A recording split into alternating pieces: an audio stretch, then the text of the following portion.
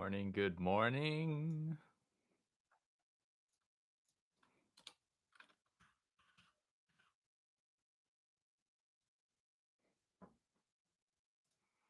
How's the sound going? Do we have sound?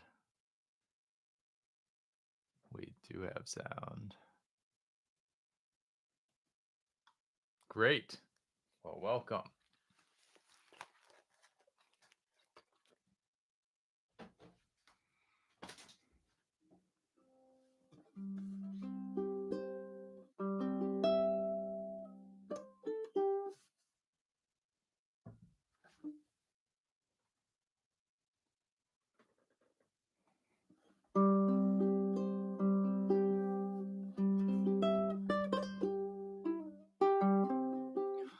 So today is Q&A day. This is the 10th live stream I've done since being so inclined to do this. So if you have any questions, throw them up in the chat. That's going to be the main conversation today. So if you've got a question on your mind, let me know. And also in the Discord, if you want to join in the conversation over there, please feel free. Whatever floats your boat. I got both open. I can see both. Yeah, let your questions be known.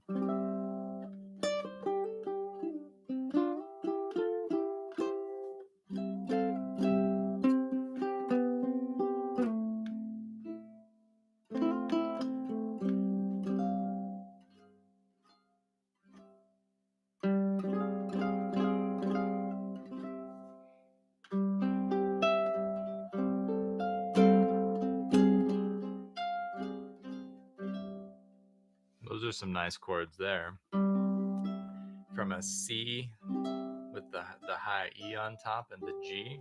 You take that up to like an F.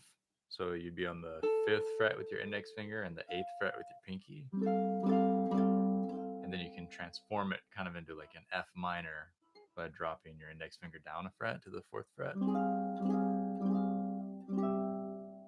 I imagine it would sound even better on a high G, because you'd have that high note on the top there. Yeah.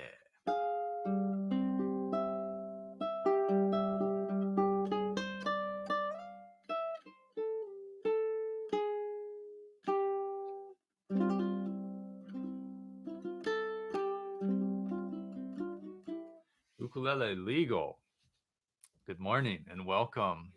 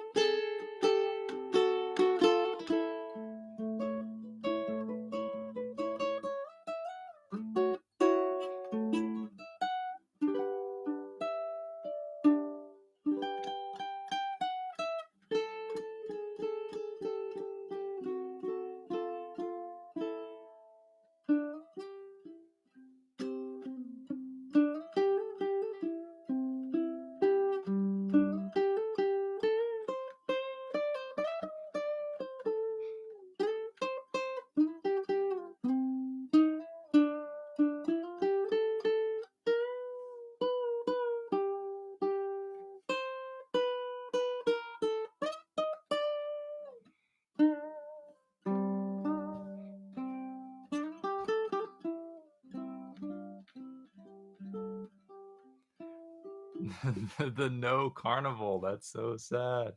Welcome, Dan. Good morning. Yeah, I guess that's about right. Different kind of picture though this year.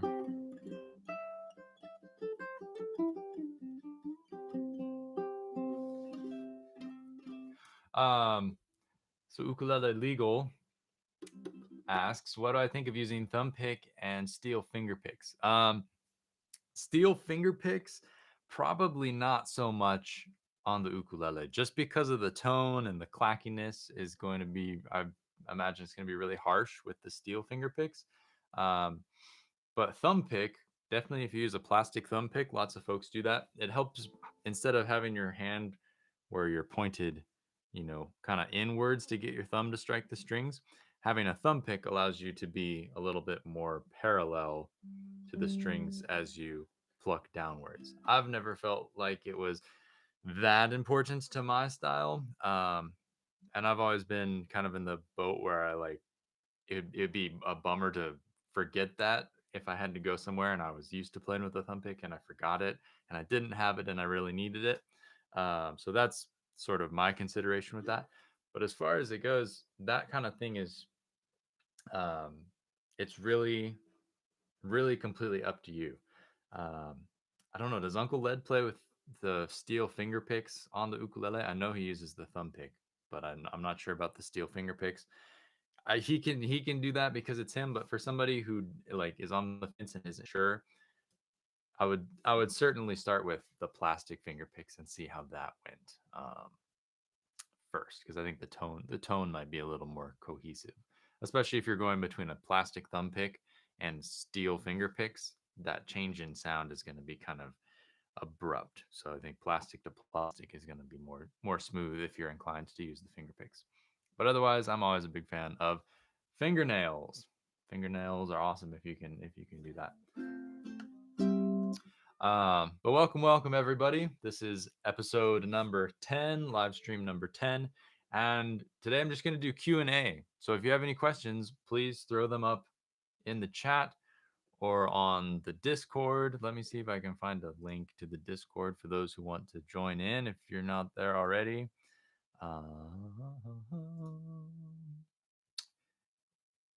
Will that work? This one lasts for one day, but that should be enough if you're so inclined. But otherwise, please drive the conversation today. If there's no questions, I guess I'll play some songs or come up with my own spiel. But yeah, I love hearing from folks kind of what they're struggling with or what is the big things on their mind, because I talk about things that are interesting to me and that I think are important, but I don't know if that always connects, especially in a lesson where I can't see you and you can only see me. It's hard for me to know exactly, if what I'm teaching is helpful or if it's just a sidetrack from what you're already working on. So if there's anything that I've missed that you feel like you would like to know about, please do give a shout.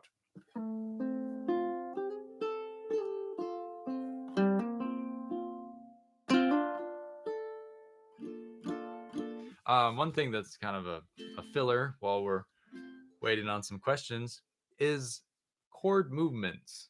People don't always think about this, um, but just because you are told that a chord is a certain way and that it lives like this in the diagram doesn't mean that you can't change it to create new textures and to move things around. And so if you're playing a song, you can add or remove one finger to completely change the sound of the chord and create some really nice variations. So, like if you were playing F, if you were to add or remove a finger to get to another note in the scale on whatever string you're changing, you're going to have a sound that fits within the key. So in this case, if I'm playing in the key of F, I could play notes that are in the key of F, right? If I were to play any of those notes on one of the strings in the chord, I can create a sound change. So for instance, I could take my finger off of the top string. Or I can move that top top string fret up a fret. So I play it on the 3rd fret instead of the 2nd fret.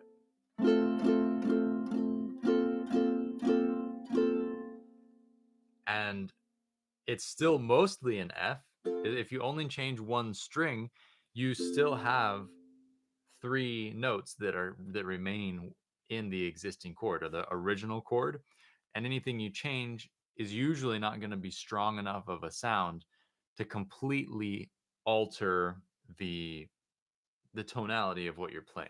If I have F here and I move up to that B flat note, it could sound like I'm playing a B flat a little bit, but if the rest of the band was playing an F, it would still fit, and I would just be creating a little bit of motion. So that's one thing that I think is really underexplored is take a chord and move a finger. You could lift off your first finger from F, and now you're playing A minor, but 3 of the notes are still F. So if you have a group around you, it might not necessarily work quite as well if you're playing by yourself. It depends on the situation. But if you have a context to exist in, A minor plus F equals F major 7. Because of that E note that you add when playing an A minor, if you were to add an E note into the formula of an F major chord, you end up with an F major 7, which is a beautiful jazz chord. So just because I play this doesn't mean that it completely breaks the F harmony that's already existing. Depending on the context, it can work and you can fit it in. So definitely take any chords that you know and try adding fingers and see where the movements take you.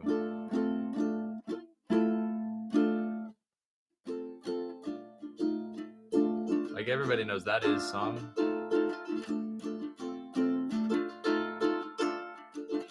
That's all he's doing. He's just playing F the whole time. And he's kind of setting up that F7 change to go to the B flat. But his movement, it's nothing fancy. He's just adding one finger and changing one string worth of the chord to create a little bit of movement and shift and make it completely interesting and create a completely signature sort of sound. That sound is iconic to anybody who hears it. It's like, oh yeah, that's what it is. You just know that immediately from hearing the song. Mateo asks, any tips on how to avoid playing ghost notes while changing chords or notes? So I talked about this a little bit. Was it the last lesson or the lesson before? But the trick with avoiding ghost notes, I'm assuming you mean like pull offs if you switch strings. Like if I'm going from, say, like, let's make it more complicated than it needs to be.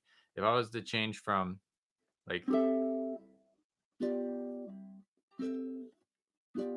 and when I move, I'm like lifting off to the open strings. That's what I'm imagining you're asking about, is that kind of ghost pull off sound to the open strings. And it might be a little bit hard to hear, but like that, just the finger movement off, even though you're not intentionally pulling off, you're kind of the stickiness of your fingers is creating a pull off sound. So the main reason that happens most obviously is that when you play a note and you lift your finger off, the vibrations that are happening on that string as you're playing the note, when you lift off, they get transferred to the next note, and that's usually the open string, right? So if I'm playing this C note and I lift off, the vibration from the C note immediately changes to being an A note vibration, just because the string is in motion and it just kind of changes gears immediately and becomes that new note. In order to avoid this when you're changing chords, what you want to do is you stop the vibration before you move strings or before you move frets. Usually if you're moving frets with the same finger, you don't need to lift off of the string, so this isn't so much a problem. But when you're switching strings, like for instance, if I'm going from C to G7, the C pull off shouldn't be a problem because I shouldn't be lifting this finger off of the string to switch to G7. If you're going C, lifting off and then playing G7, it's a lot of wasted energy. It's easier just to slide that third finger down one fret and then add the G7. But going back to the C, when you lift off the other two fingers, you might hear that kind of that chatter from the strings that are continuing to ring. And in order to fix that, you lift off so that your fingers are still touching the strings. You make the strings so that they lose contact with the fret. And you hear my G still ringing. But if I mute that and just play the bottom 3 strings, I'm just lifting off so that my fingers are come to rest, so they're muting the strings. Right? If I press down, you can actually visualize this by going from a mute, just placing your fingers lightly on the string so you're just touching them, and then playing and slowly squeezing more and more and more until you get a clear sound, and then lifting off again slowly. And so when you get to that clacky, dead muted sound, that's where you want to release to before you switch. So that release happens, and it's a little hiccup right before you go to the next chord. So if I'm playing G7, immediately before I change, you're going to hitch your hand so that you have a little lift, and now your strings are muted. And then you would switch to C, so that you're not letting any of the ringing strings continue to the open when you move your fingers. You want to stop all the ringing, and then you can move.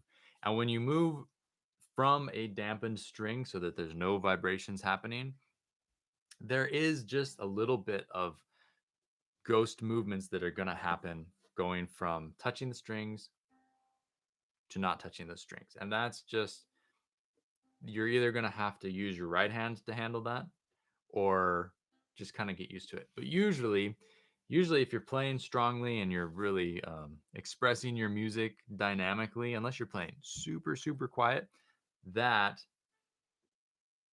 little lift, like, I don't even know if you probably can't even hear it on the YouTube stream, but it's very quiet, and that little bit is not going to be so noticeable. However, when you go from the ringing note to open to switch your strings, that you can hear that. So the solution is just hitch your hand up to a little mute before you switch. And it's momentary. You're going to have to practice it and think about it a lot at first, but as you do it more and more, it becomes more second nature. So if it works for single notes as well.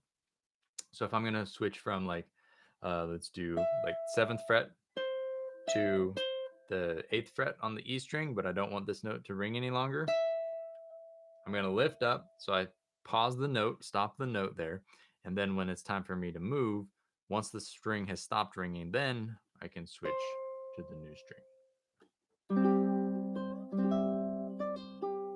But that's a good it's a good tip. It's a good thing to pay attention to, but you've got to think that that's like a 1% thing. If you play chords that buzz before you worry about, or if you're worrying about muting as you lift off before switching, and your chords are still buzzing, or you can't technically play other things that are maybe more important, you want to hack off the big chunks of improvement before you start dealing with the real anal sort of detail stuff. And that's where, it's important, but it's only important if you're like an advanced intermediate player kind of a thing. Otherwise, there are other things you could probably be better spending your practice time with.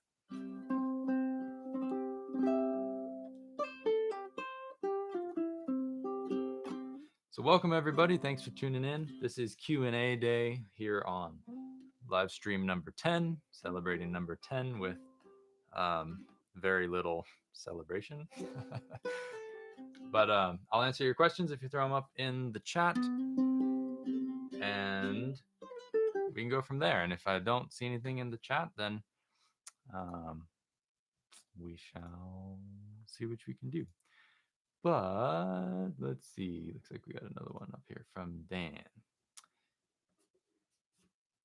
Okay, I like to use the minor 6, but I really don't know whether there's any rule to its use.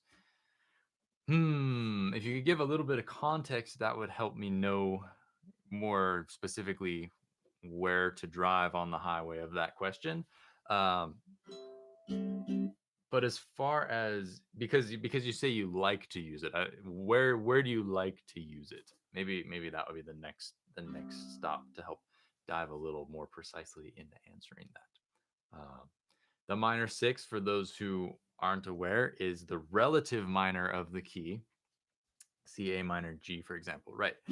So the relative minor of a key is it's two very closely related chords. Just like I said that the F and the A minor only one note changed.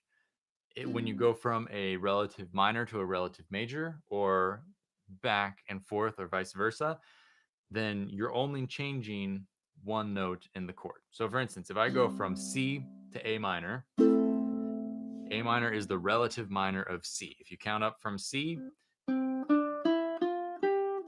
that's the sixth note, and it's an A. So A minor is your relative minor. Between the C and the A, you lose the G note, right? There's no G note in A minor, and there's no A note in C. So when you make that switch, you're swapping out one of the notes. But otherwise, they're very closely related, more so than other chords. And because of this, they're considered relative. All right. The relative minor can be used as a home base as a key, as its own key. So you could play in the key of A minor, like right?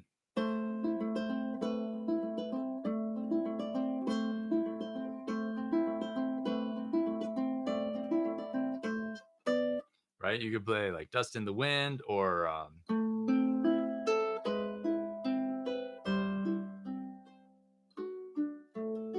Stairway to Heaven. Those are minor key songs, and they use the relative minor of whatever the major is. And everything is the same as the theory you know in the key of C, right? You have C, and then you have D minor, and then you have E minor, and then you have F and G and B diminished, and then back to C. You have those same chords and the same notes in the scale. They all are still related the same. It's just that you're cycling the whole thing through. It's like you have, say, like a rubber band or a piece of rope that's knotted together. You're just working your way around the loop, starting in a different place. It's still connected. It's still a circle, but you're just um, starting from a different spot. So the A minor, the relative minor, simply means that we're starting the key. Basically, we're starting the key of C from A minor and from an A note. So if I was to play, I can play a C scale. That's my minor, the A. I can play a C scale starting on A, and it will be an A minor scale because that's the relative minor. And if we start on the A, that's what we get. So that's the relationship between the minor six. I don't know if there's any rules to its use that I can really give you, because it's often it's written into the piece, or it's not written into the piece. Something that is kind of a trick that kind of blurs the line between the minor six and the major is that you have C. A C chord is made up of C, E, and G notes. Remember the G. If we switch to A minor, we're going to lose the G note but add an A note. So now we have A, C, and E notes for the A minor. If you smash those together, C and E are the common notes, and the A and the G are uncommon notes between them. But if you add the A and the G to both of those chords, you end up with G, C, E, A, which is also known as a sixth chord. So if you slam the two worlds of a C and an A minor together, or the relative major and the relative minor, if you smash those together and combine the notes, you get a sixth chord, or it's a minor seventh. It's both. It's a sixth and a minor seventh, depending on the context. So when we strum the open strings on an ukulele, G, C, E, A, you're playing a sixth chord or a minor seventh chord. right? And that means that anytime you play a C, you could play a C6. But it also means that anytime you play an A minor, the relative minor, you could play a minor seventh that looks exactly the same. So,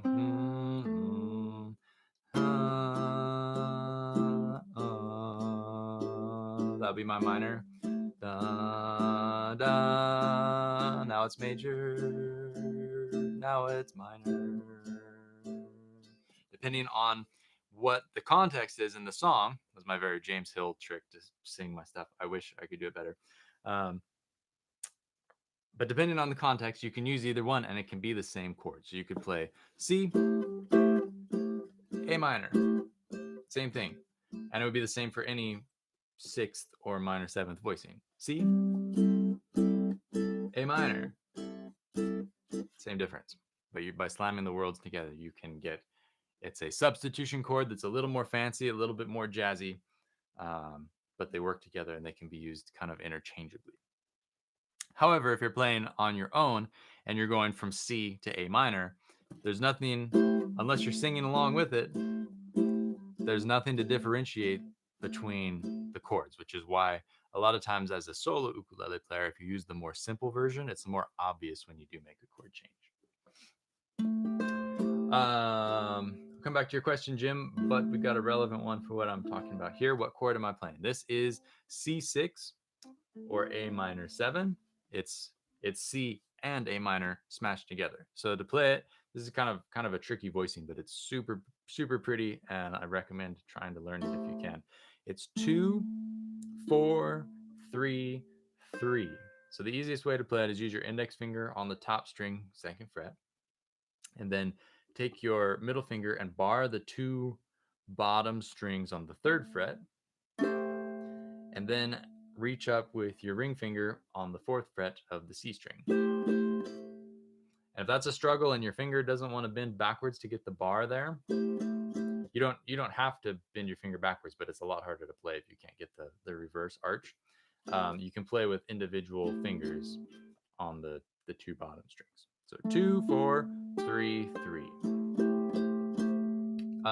The easier version though is take your peace sign fingers and put them on the 5th fret, on the top string, and the 2nd string. So you're skipping the C string in the middle. And then on the 2 strings you're not playing, take your reverse peace sign fingers and put them between. So now you play 5, 7, 5, 7. That's the same chord, it's just a different voicing. It's a lot easier to play than this.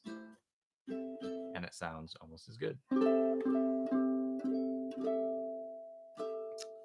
So there you go. Great.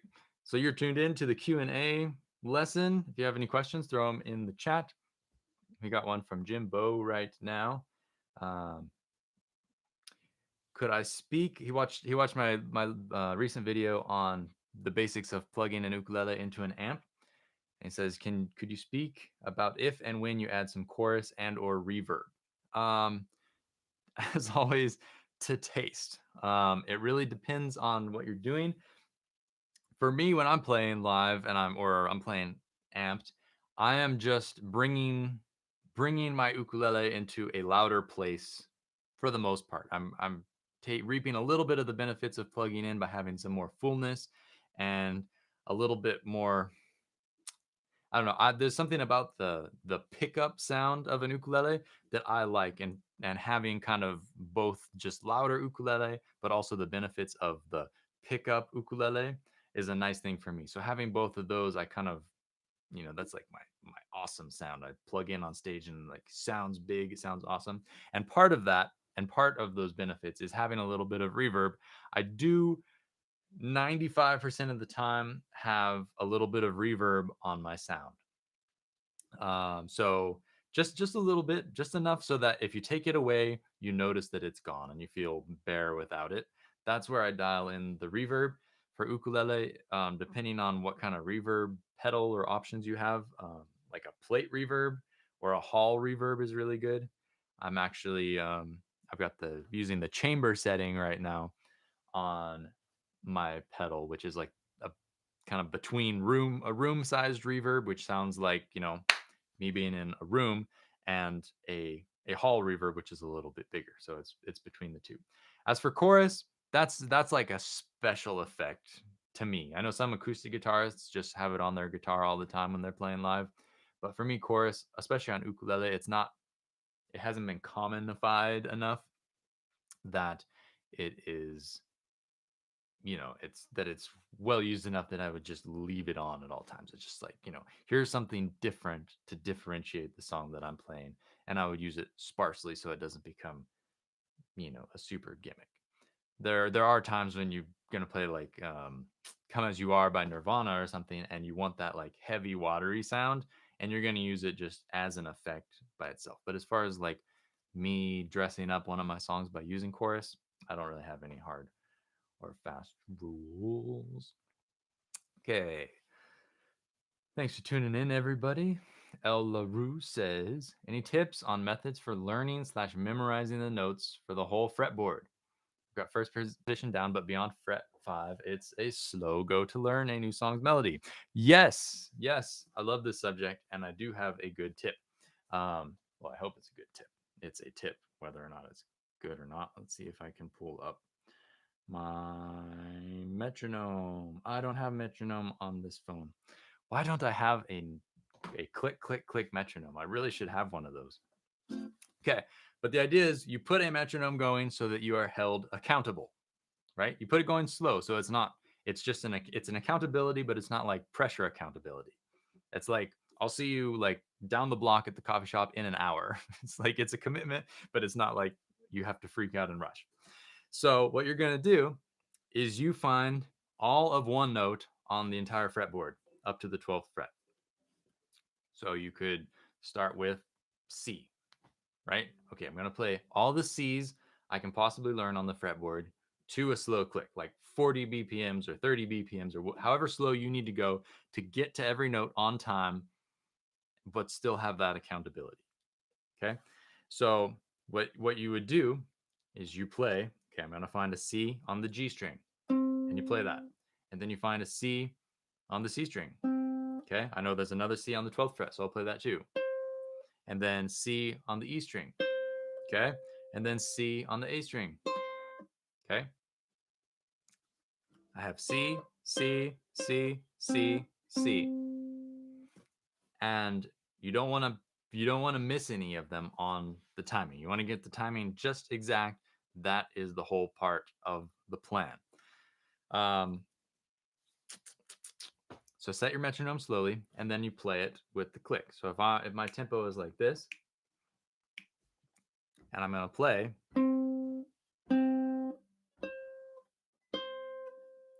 that's probably faster than you want to go, but that's the idea. You play through the notes. Then you do another note. I'll do G. Okay, so if I'm going this fast, so G.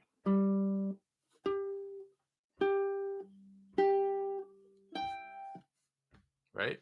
That's what you do. You're just forcing yourself to play those notes. You could also go down. So you could go up.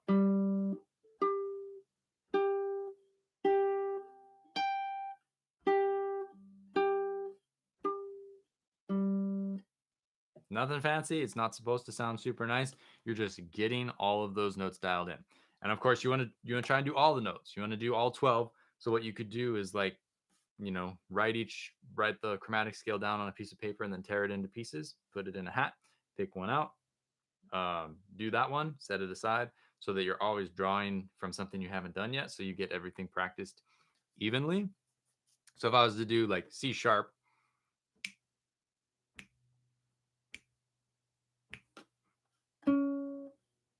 I could go here for good measure.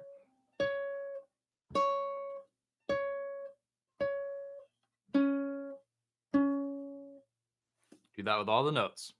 Do it until you can get it. I saw a video a while back about like a very precise regimen of doing this and getting it right.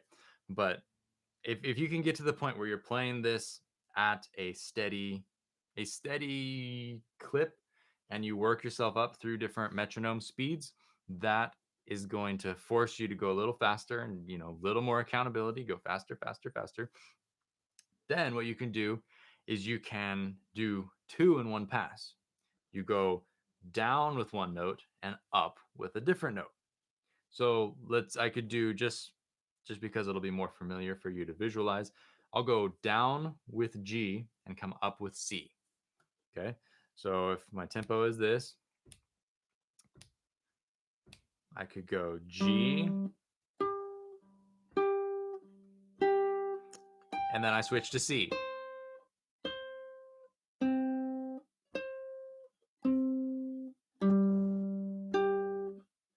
Right? And I'm kind of skipping around. But the idea is you play all the G notes and then you switch gears to all the C notes, and you can go back and forth, or you can go, I believe, like in this video that I was watching, the more advanced version was to like work your way through like 6 or 7 different notes, so that you went down one note, up another note, down another note, and worked your way through. That would be another thing where you could pick notes out of a hat, lay them out in a random order, and just practice that. I did a lot of that, learning the fretboard. Learning the fretboard is always an ongoing process, right? It's always getting better and better and better. Um, but I think that is a super good exercise that's often overlooked, and people think about like scale shapes, and that's cool. But by having the notes just like by themselves, here's one note, all of them. Here's another note, all of them. You're kind of getting um, you're being forced to move around and see the entire fretboard instead of having like one zone. And you might have to just start with, do C and G first and learn where all the G's are and learn where all the C's are, and then slowly add more notes in order to get it done. But I think that if you can work towards that goal of hitting the metronome clicks with one single note, I think that is a super good exercise, and I highly recommend spending some time with that. It's fun too. It's kind of like playing Pong or Pac-Man or something.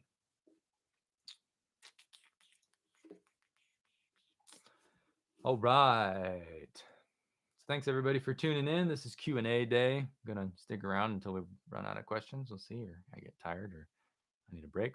Over on the Discord, Cap10H says, while tinkering with solo arranging, I noticed that in the moment, I can quickly get a chord that fits reasonably well with the melody by strumming across the open strings above and down to a fretted melody string. May not be the best chord musically, but it seems to work. Comment.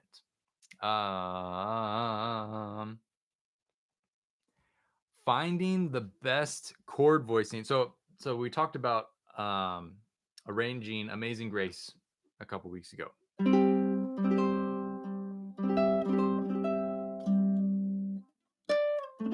Forgetting how it goes. What he's talking about is when I play this this G melody note on the E string, I don't want to play a note above that because it buries the G note. So I want to roll my thumb down the strings to stop in that place and stop on that melody note. So that's the highest note that my ear hears.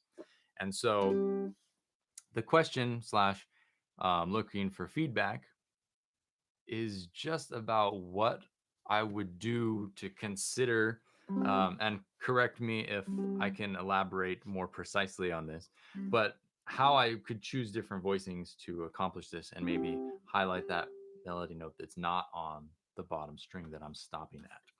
And it really just, any chord that you're using for solo arranging, I think it's really important that you choose something that's consistent with what you've been doing. So for instance, when we did Amazing Grace, the sound was very open, and for almost all the song we had open strings ringing.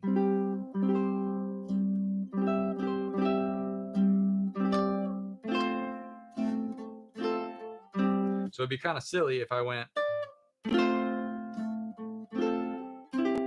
that sounds really tight and claustrophobic to me after all of those ringing notes that were going on. What's up, Isaac?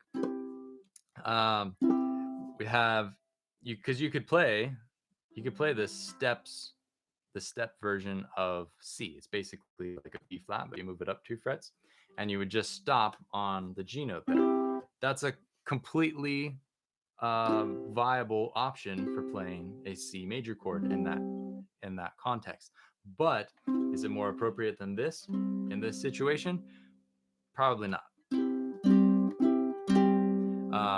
Just because I'm liking that open sound. Let's see if I can come up with another example.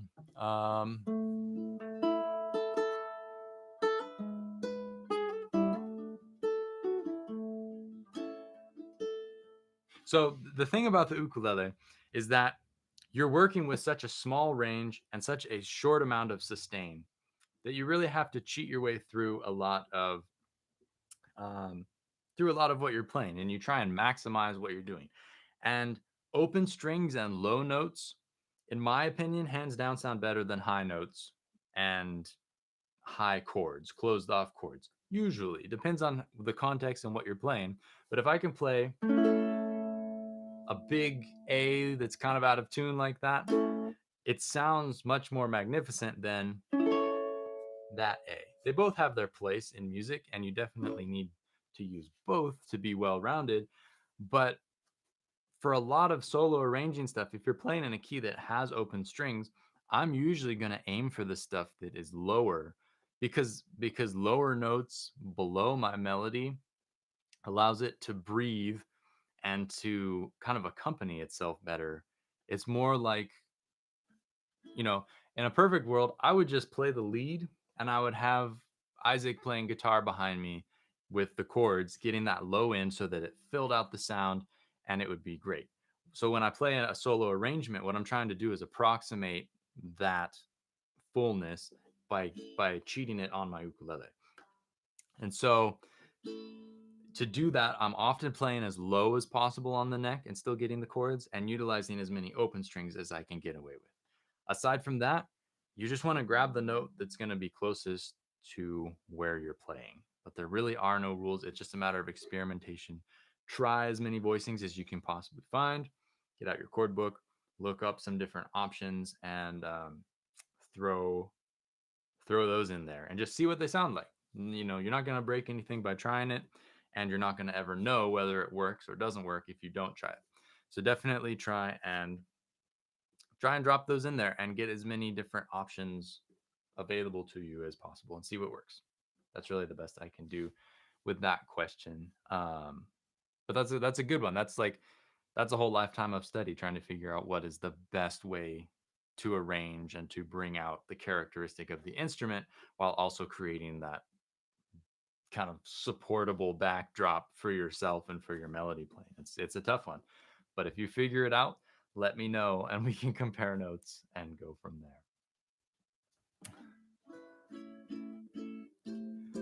Okay, now the questions are rolling in.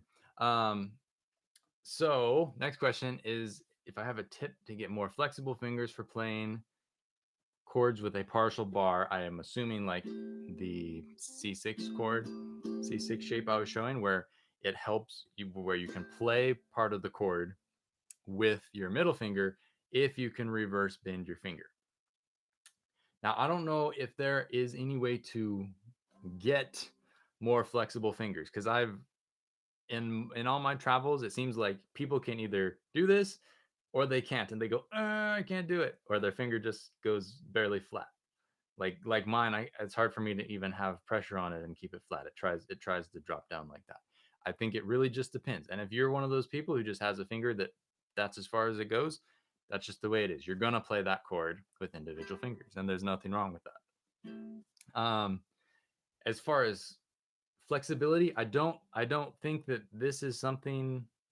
I don't have any kind of um, like physical therapy expertise to say whether or not you should be trying to stretch that or if it's possible to stretch that to make it more flexible.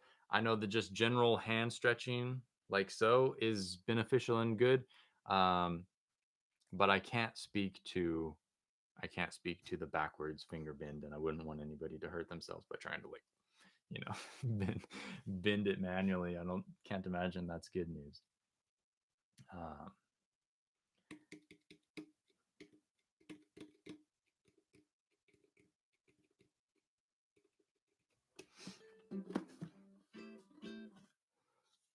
Okay, I apologize for the silence, but I'm trying to read and comprehend here. I need like a second man on my crew to read me comments or to be my host. Let me know what's coming in.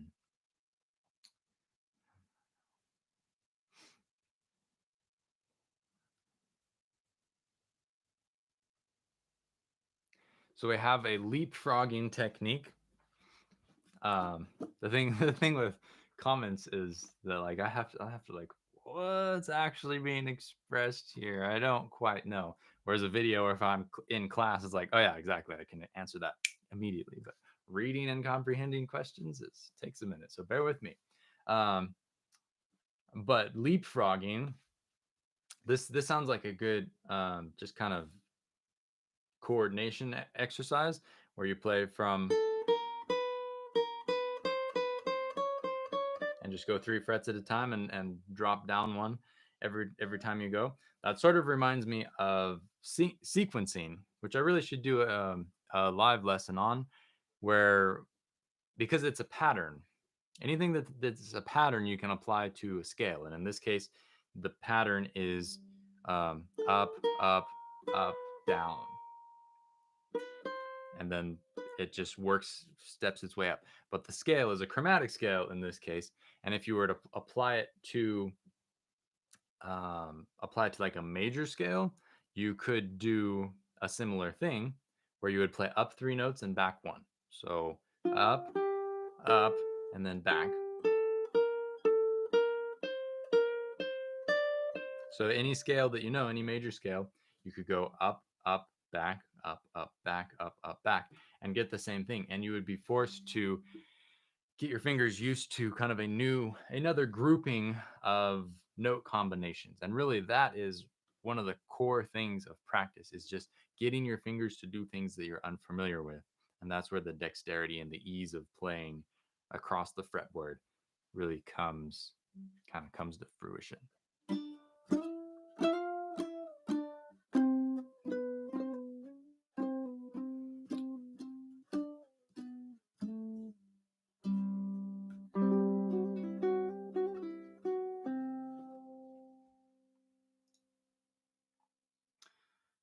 All right. So Nola asks, I get lost trying to improvise. Any basic tips? Do I need to practice scales more? Probably not. Getting lost when improvising usually has to do with a couple of things. Usually you kind of get overwhelmed by the situation and you just kind of, your brain taps out and you just kind of like freeze, right? So when you get the Windows blue screen or whatever, just like, oh, done computing. That's enough for me. Um, because scales don't contain any music inherently. There's nothing, they show you where the music usually can exist and kind of give you like a framework for how you could build music, but the scales themselves, practicing scales doesn't tell you how to improvise. It doesn't tell you what you should play. um, Something that's more useful, I find, for encouraging people to get out of a rut or to get better at improvising, is to be more simple. Take what you have. It sounds like you're practicing scales. Use less and see what you can do with less, because by using less, you're going to be forced to think more musically about whatever you're trying to play, as opposed to just having option overwhelm. It's, there's a million ways to do anything, but if you have all those options, unless you're really good at choosing those options or being a musician or being like an electrician or whatever the craft is, if you have overwhelming options, you need to be that much better to comprehend them and to know how to select the right one. So if you're just starting out, a lot of times it's helpful if you limit yourself. So what I would do is like take 4 notes, or if 4 notes feels like too much, take 3 notes or 2 notes or 1 note. Anything you can do to reduce the strain on your brain trying to think down a bunch of different paths at the same time. Because when you're practicing scales and going back to scales that you've practiced, you don't want to be trying to remember the scale and come up with something musical and express it and technically play it. You don't want to be doing all those things at once. So if you just establish something that's really simple. Like for instance, you could play like part of a C pentatonic scale.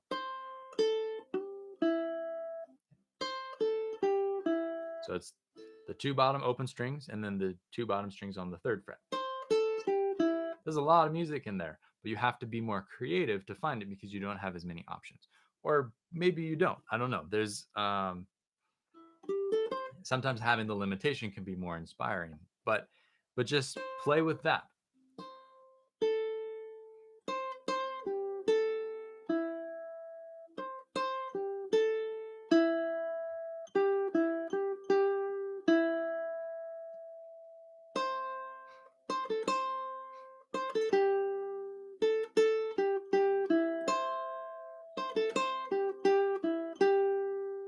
And what you're going to notice is if you play in a restricted manner for long enough, you're going to start hearing things that you want to do.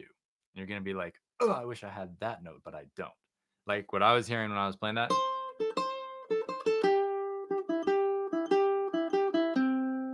Or something, or the D. So one of those notes, I want one of those notes, but I don't have it. And so by forcing yourself to restrict, you're going to start hearing things that you want. And as soon as you start doing that, then the creative juices have started going and you don't have to think about scales. You just start thinking about sounds. It's like, what do I want to play? What am I trying to express? What is the music telling me about this moment and where do I want to go? I think a lot of times, especially in Western learning and in Western versions of studying music, you end up thinking that there are rules for everything when really it's just expression. It would be like, I don't know. It seems to me like what are the rules that Michelangelo used to carve David? It's like he just did it because he had practiced doing the thing, and he just expressed it, and it happened. Like I don't know if you can put it in a box and explain it with like music. We try and explain it with scales. Like, did he try and carve the stone like along a certain mathematical bit of lines? Maybe he did. I know there's like proportional stuff that he carved, like the hands are bigger than they should be and clever things like that.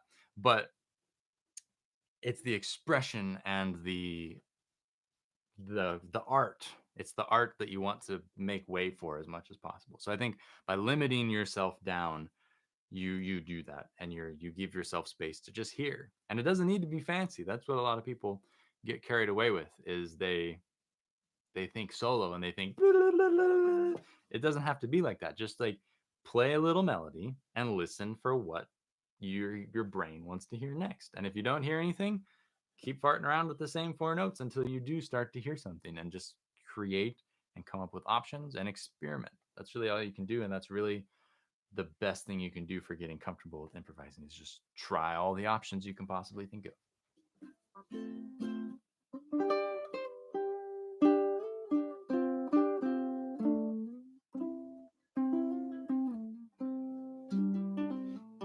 All right, everybody. Thanks for tuning in. I'm going to catch a couple more questions here if we have any last thoughts that anybody has popping through their head. And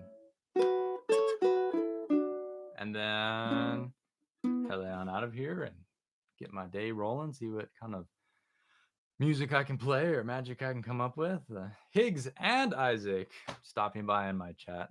Wow, I feel like a rock star. What's up, Higgs? So Dan asks, occasionally I try arranging chord melodies using double stops. Any tips on that?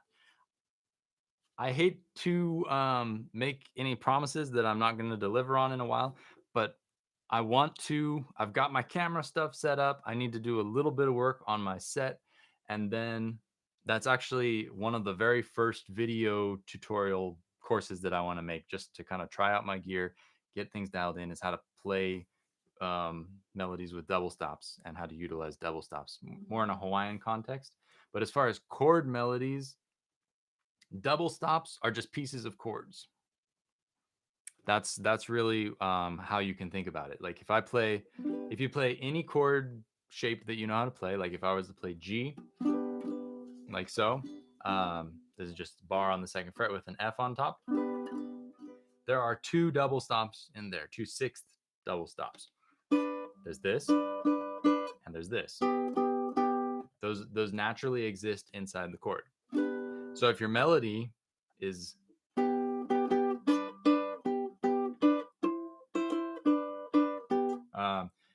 like maybe I changed to C here. C has another double stop. It has that one inside of it. So I can highlight that chord change by using the appropriate double stop.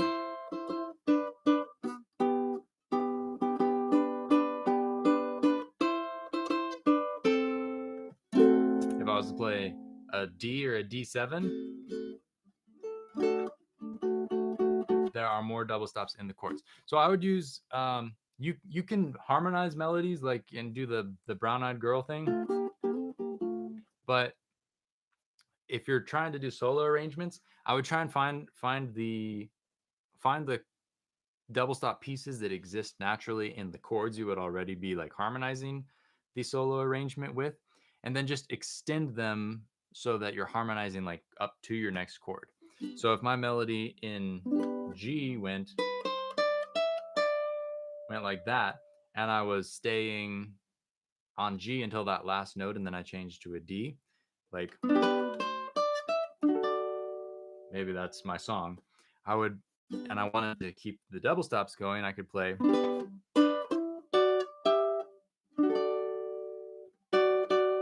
and then that double stop is part of the D that I want to play.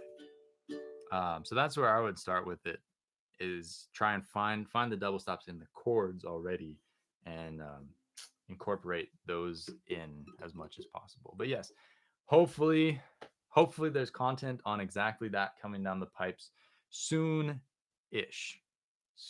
Maybe a couple months, I would like to think. But I know I say all kinds of things and then I work on the completely opposite project. So I am working on stuff, it's just not what I say I'm working on. So hopefully that's a little bit helpful. Isaac always asks me the hardest question he can possibly think I could answer. Do you have any tips for developing a song idea once you have a basic melody for a verse? How do you create variations? Wow. Thanks for making my life easy, Isaac. Isaac and I go way, way, way back. He's my first like band buddy and long time friend. So we wrote a song when he was here for Christmas. He sat on the porch and wrote something.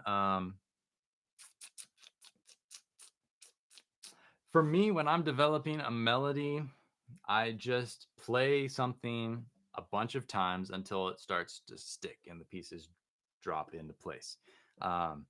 Like I try when I'm crafting melodies to not play everything in order, though it can be pleasing to have everything in order. So what you can do is you can offset notes from the melody that you're working on. Maybe instead of playing this C, I could play, or maybe like that. It moves around a little bit more. So by creating, I'm kind of following the same curve, like the same upwards and downwards curve, but by offsetting a note or replacing one note, that putting that one note in a different place will often spark an idea or help me to hear something different and new.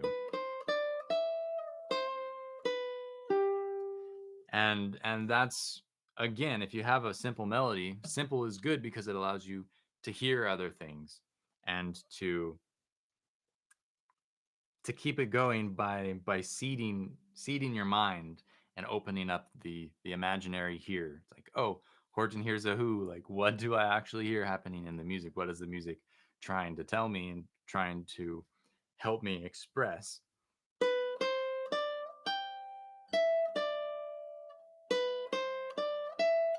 Right, that's what we started with. Maybe that's pretty. You just start moving things around and trying different things. And if you play it around, if I were to play that in a circle for an hour and move things around and try things, there's going to be things that I naturally kind of, I don't know, connect with more than others and that I really like. And those are the things that I would continue to play and repeat and refine. And the things that I don't like so much, I'm not as attached to those. I throw those out, and you continue to build upon it and offset and create different options for yourself.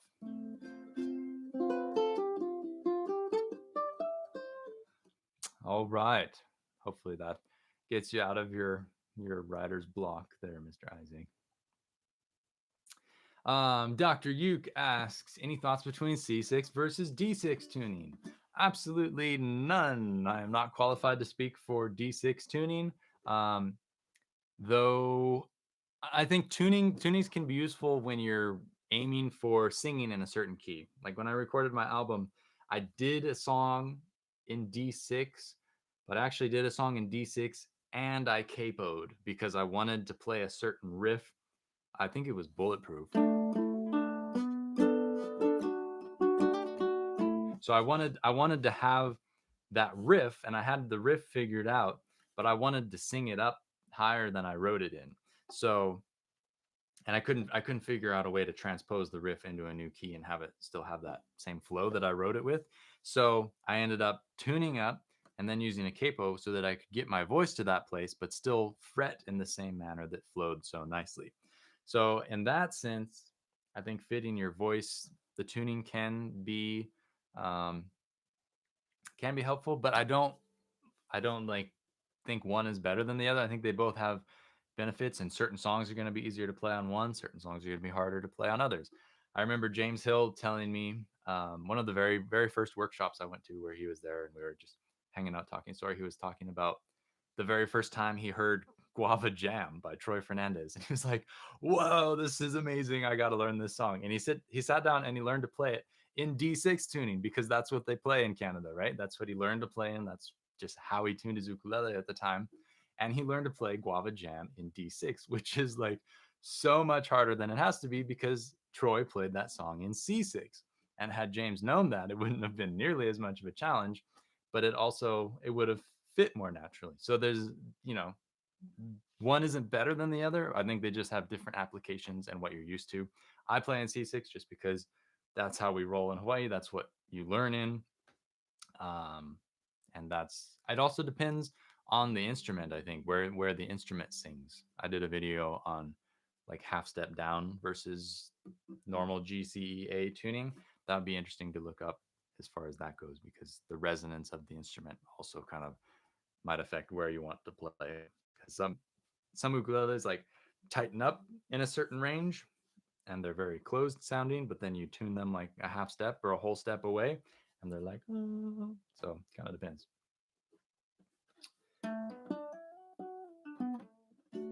Thanks for all the questions, folks. This is fun. Margaret asks, do you have an opinion on where to play on the fretboard or over a sound hole when picking or strumming? So there's usually two zones. There's like two modes of playing ukulele, right? There's strumming and there's picking.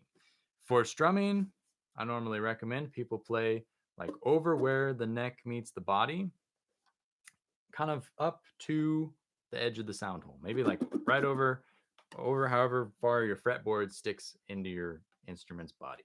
That's where I would try and strum. Because where you strum affects several things. It affects the sound that you get. And by playing there, you get a nice warm, round sound. But also, when you play here, the strings are more prone to like accepting your attack feedback. And when you strum through them, they're easy to set in motion. Whereas if you strum back here, the strings are a lot stiffer, your fingers are more likely to get stuck in them. So definitely playing out here serves several different purposes. Picking, however, usually I play a little bit further back because when I pick, I want, instead of having a super round sound, instead of having that whoa, whoa, whoa kind of sound, I want it to be a little bit more articulate.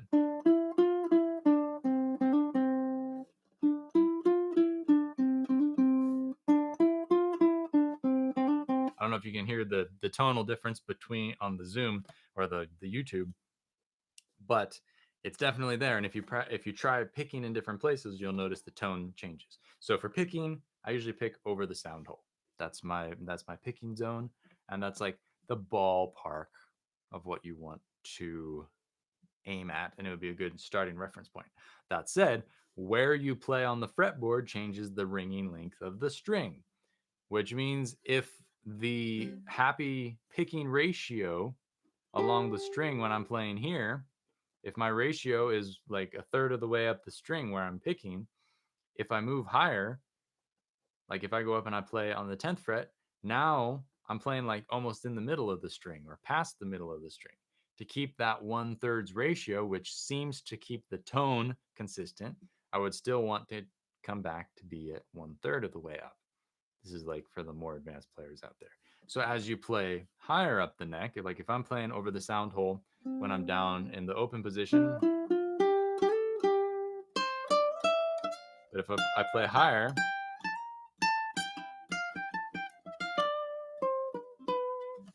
I usually will come back a bit to compensate for the tone, because if I'm playing in the middle of the string and I'm playing higher, again, I'm getting that woo woo kind of really round sort of tone.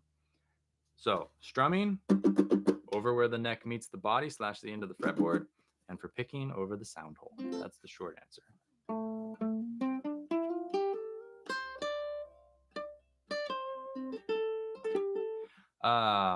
That's a good question. Do I have any songs that I force myself to play regularly because I'm worried I'll forget them? No, but I do forget songs, and especially during the pandemic, since I haven't been gigging at all. Gigging for me is when I practice my songs, right? If I'm playing enough gigs, I just play all my songs and I rotate my way through my set so that I'm covering everything and I remember. I haven't played some of these songs in like a year. So it's a problem. I actually went back just a couple weeks ago and was trying to remember how to play one of the more technical pieces that I know, and I was having a hard time remembering it because at a certain point your fingers just stop. They just don't have that song in them anymore, and you got to start from scratch. Um, so if I was more worried about it, I would, if there were any songs that I really like used a lot that I felt like were really important to my repertoire and that I felt like I was forgetting, I would revisit them. But at the moment, I don't feel like anything's fading that is super important to what I play. Though I have been the past few weeks kind of like refreshing some of the songs that I haven't played in a while, and they're pretty rough.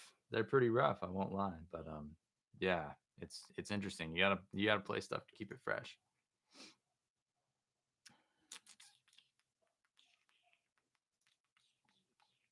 Harold says, for a song on high G instrument, I sometimes need a lower note than is on the fretboard. Strategy for making it work. Yes, that is a trick. Um, Things I've done in the past is I tune my lowest note down.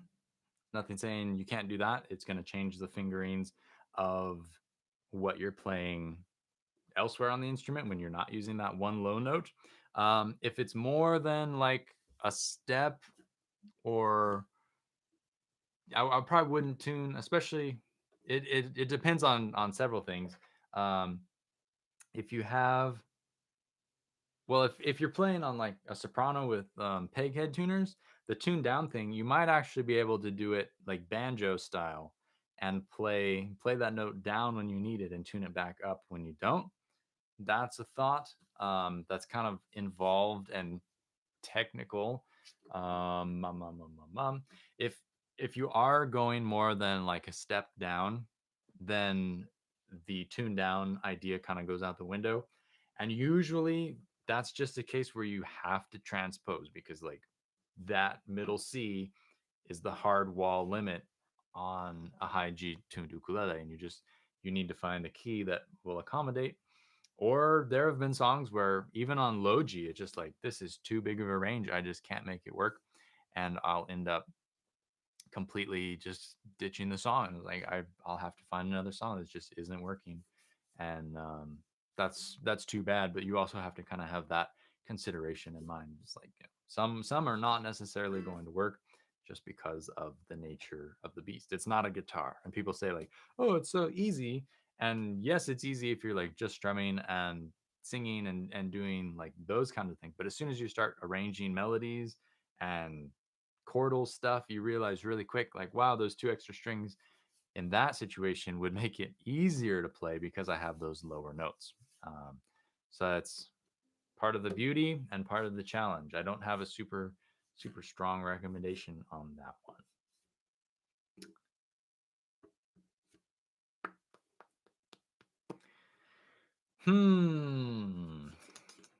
Um, Here's an interesting one. Can you talk about finger picking high G versus low G? For example, if you try and learn a Kuta morning do, can you give orientation for finger picking patterns in general / to adjust between low G and high G? So my disclaimer is I have played just low G for pretty much 15 years. That's always been my go-to since I got my second ukulele, which was very early on, probably still in '05. So I don't have the expertise to speak to much high G stuff whatsoever, which is why when I teach, I try and be considerate of everybody and just avoid the G string or play stuff that's G string neutral, where I'm not going to alienate one side or another. Um, in this situation, you're talking about finger picking patterns. When I think of finger picking patterns in general, what I'm going for is high and low. What is my what is the role of the sound doing? How are the waves going back and forth? And if I was on low G and I was playing a pattern,